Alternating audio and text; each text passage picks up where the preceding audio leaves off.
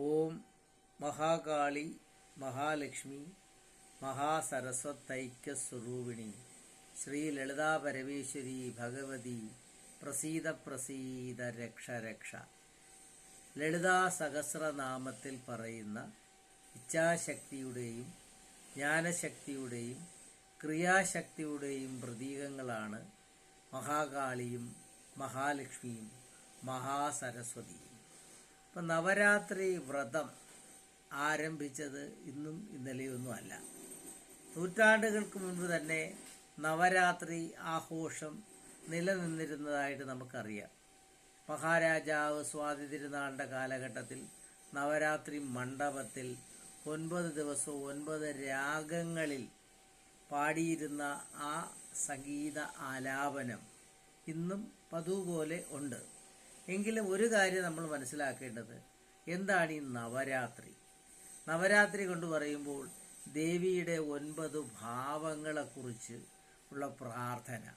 ആ പ്രാർത്ഥനയിൽ നമ്മുടെ കുടുംബത്തെ അഭിമുഖീകരിക്കുന്ന മാനസിക പ്രയാസങ്ങൾ, ശാരീരിക പ്രയാസങ്ങൾ, സാമ്പത്തികമായിട്ടുള്ള പ്രയാസങ്ങൾ, തൊഴിൽ രംഗത്തെ തടസ്സങ്ങൾ, ഇതെല്ലാം മാറ്റി വിദ്യ പ്രദാനം ചെയ്യുന്ന ഒരു രാത്രിയും കൂടി നമ്മളെ കുട്ടികളെയും നമ്മളെയെല്ലാം തേടിയെത്തുന്ന ഈ നവരാത്രി വേളയിൽ നവരാത്രിയുടെ ആദ്യത്തെ 3 ദിവസം ദുർഗാദേവിയെയാണ് ഭജിക്കുന്നത്. മഹാകാളി, മഹാകാല ഭൈരവ ഭാര്യാജ കുലവർമ്മ പ്രകാശിനി എന്നാണ്.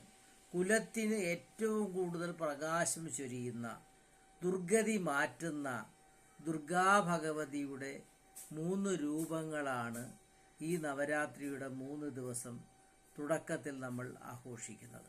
നമ്മുടെ ദേവിയുടെ ഭാവം, ദുർഗാദേവിയുടെ ഭാവം നമ്മുടെ കുടുംബത്തിലേക്ക് വരുമ്പോൾ നമ്മുടെ കുടുംബത്തിലുണ്ടാകുന്ന മാനസികവും ശാരീരികവുമായിട്ടുള്ള ഒരുപാട് പ്രയാസങ്ങൾ നമ്മുടെ ജീവിതത്തിൽ നിന്ന് മാറ്റിയെടുക്കാൻ നമ്മുടെ ദുർഗാദേവി അമ്മയ്ക്ക് സാധിക്കുന്നു. അപ്പോൾ ഇവിടെ പല ക്ഷേത്രങ്ങളിലും നവരാത്രി ആഘോഷങ്ങൾ 9 രാത്രിയും ആഘോഷിച്ചിരുന്ന ഒരു കാലഘട്ടമുണ്ട്. പക്ഷെ ഇന്ന് പൊതുവെ പറയുകയാണെങ്കിൽ അമ്പലങ്ങളിൽ അവസാനത്തെ 3 ദിവസമാണ് പ്രധാനമായിട്ടും നമ്മൾ എടുക്കുന്നത്. ആദ്യത്തെ 3 ഭാവങ്ങൾ, ദുർഗയുടെ 3 ഭാവങ്ങൾ, ആ ദുർഗാദേവിയെ പ്രാർത്ഥിച്ചു കഴിയുമ്പോൾ അടുത്ത 3 ദിവസം മഹാലക്ഷ്മി അമ്മയാണ്. മഹാലക്ഷ്മി അമ്മയുടെ 3 അവതാരങ്ങളാണ് നമ്മൾ അവിടെ കാണുന്നത്. അതാണ് മഹാകാളി, മഹാലക്ഷ്മി.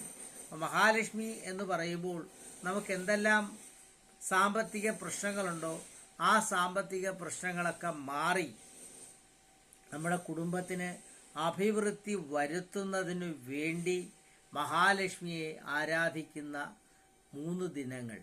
ആ 3 ദിനങ്ങളിലും ഗൃഹത്തിലുള്ളവരെല്ലാം വിളക്ക് തെളിയിച്ച് നാമമന്ത്രങ്ങൾ ഉച്ചാരണം ചെയ്തിരുന്ന എത്രയോ കുടുംബങ്ങളുണ്ടായിരുന്നു.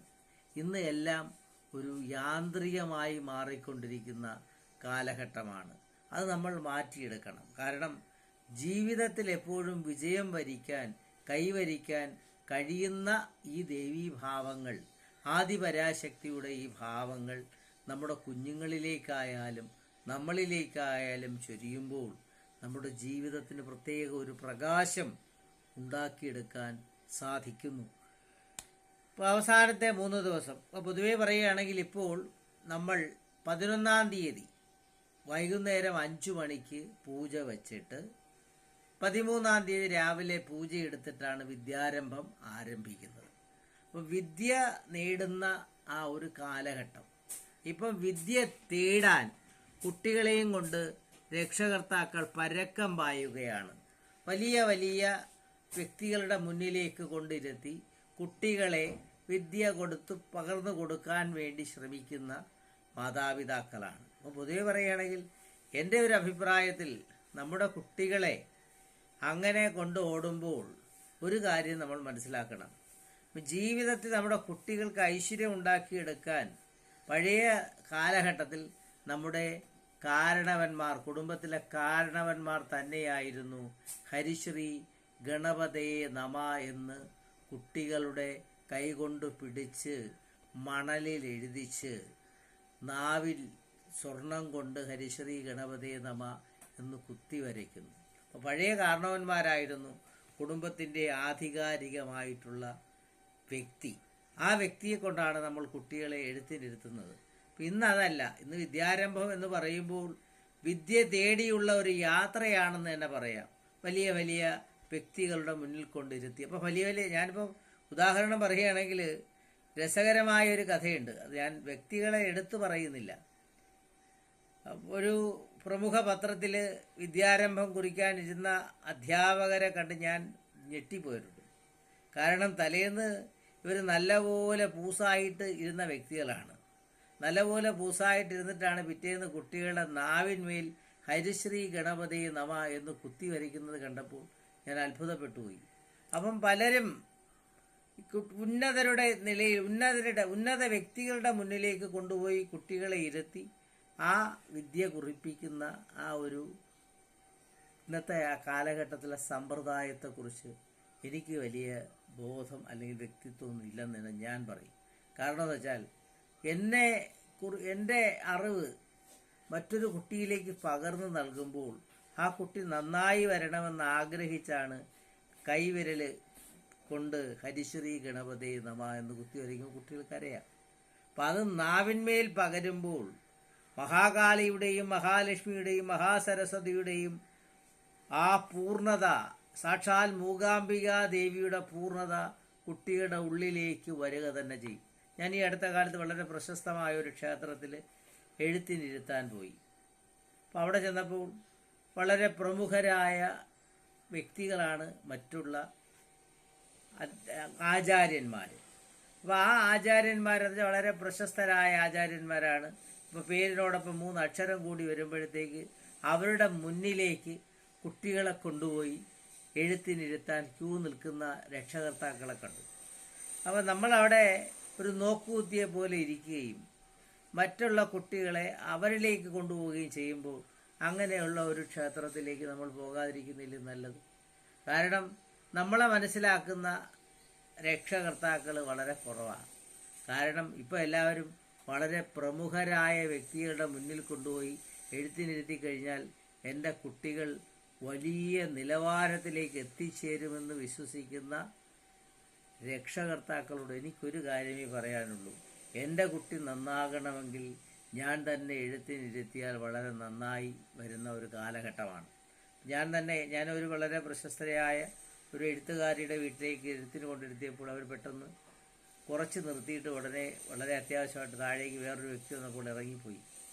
അപ്പോൾ ഞാനെന്ത് ചെയ്തു? ഞാൻ എൻ്റെ കുഞ്ഞിനെ എൻ്റെ മടിയിലിരുത്തി ഞാൻ തന്നെ ഹരിശ്രീ ഗണപതി നമ എന്ന് കുത്തി വരച്ചു. അപ്പോൾ അവനിന്ന് +2 പഠിക്കുന്നത്. അപ്പം അവൻ്റെ പഠിക്കണമെന്നുള്ളൊരാഗ്രഹം ഉണ്ടാകും. അപ്പം സ്വന്തം മക്കൾ രക്ഷപ്പെടണമെന്ന് സ്വന്തം മാതാപിതാക്കൾ തന്നെ തീരുമാനിച്ചാൽ മതി.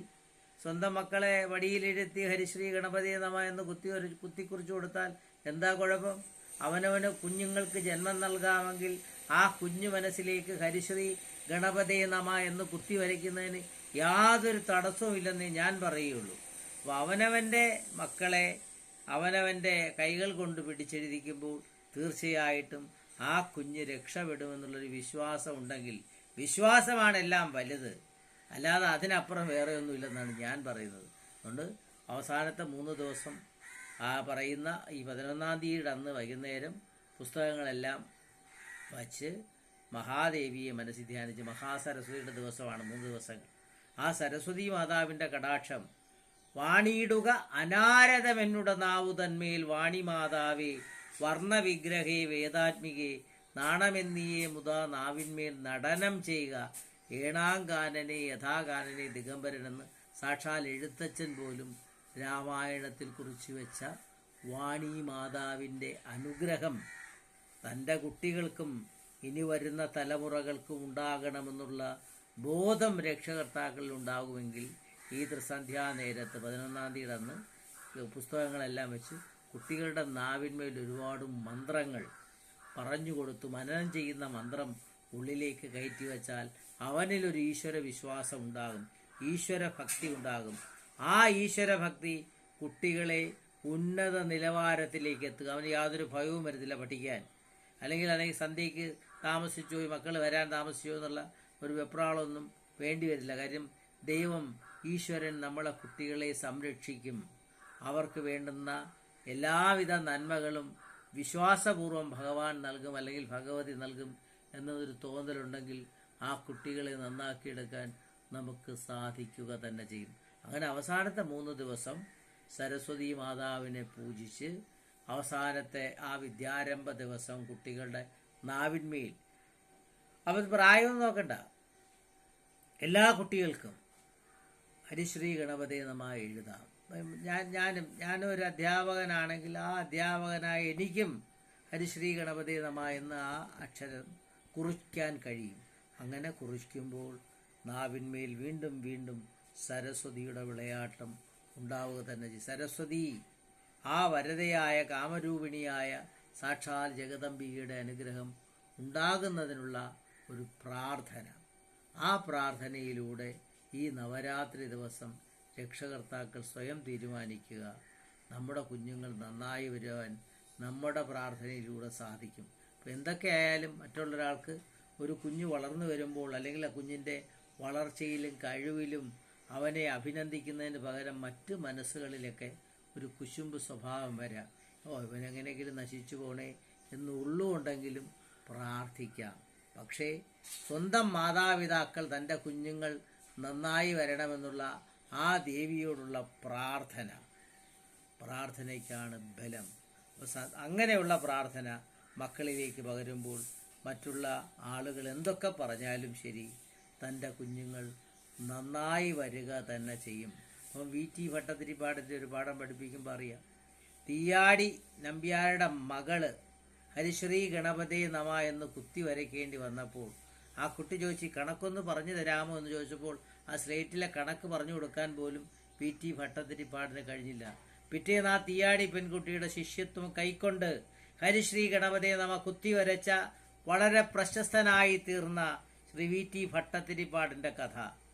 ഇങ്ങനെയുള്ള കഥകൾ, കൊച്ചു കൊച്ചു കഥകൾ കൂടി കുട്ടികളുടെ മനസ്സിലേക്ക് പകർന്നു കൊടുക്കുമ്പോൾ അവരുടെ മനസ്സിൽ വലിയ ഒരു